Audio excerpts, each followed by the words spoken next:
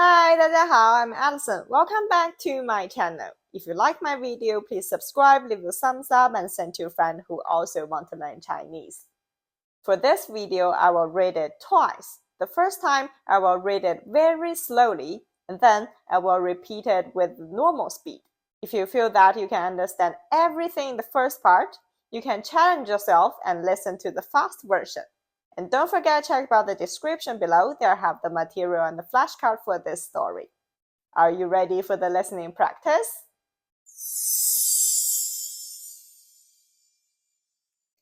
你们喜欢花吗？我以前一点儿也不喜欢花。当然，如果有人送我花，我会高兴。但是，我也觉得有点没用。不过今年，不知道为什么，我特别喜欢花。有的时候走在路上，看到路边有漂亮的花，我会停下来拍照。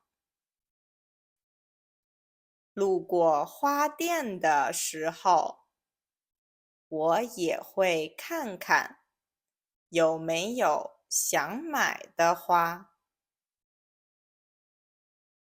这个星期，我去了花店，买了一束很漂亮的郁金香。我拿着花，拍了很多照片。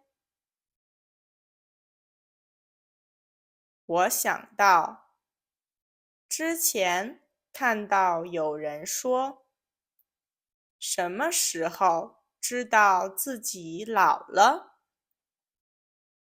就是打开手机相册的时候，全部都是花的照片。我不知道这是不是真的，但是现在我的手机里确实有很多花的照片。我有一个朋友也很喜欢花，不只是花，还有别的植物。他种了很多花和蔬菜。上个星期，他给了我一些种子，教我怎么种。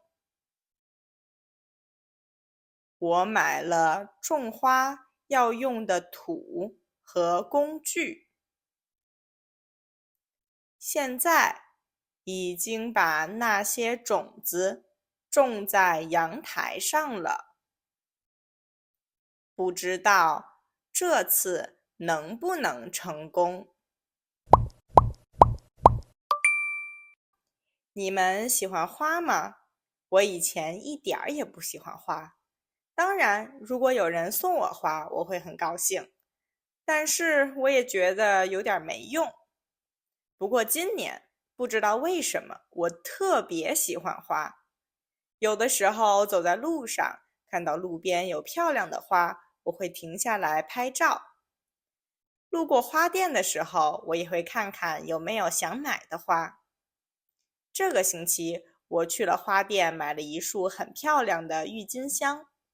我拿着花拍了很多照片。我想到之前看到有人说，什么时候知道自己老了，就是打开手机相册的时候，全部都是花的照片。我不知道这是不是真的，但是现在我的手机里确实有很多花的照片。我有一个朋友也很喜欢花，不只是花，还有别的植物。他种了很多花和蔬菜。上个星期，他给了我一些种子，教我怎么种。我买了种花要用的土和工具，现在已经把那些种子种在阳台上了，不知道这次能不能成功。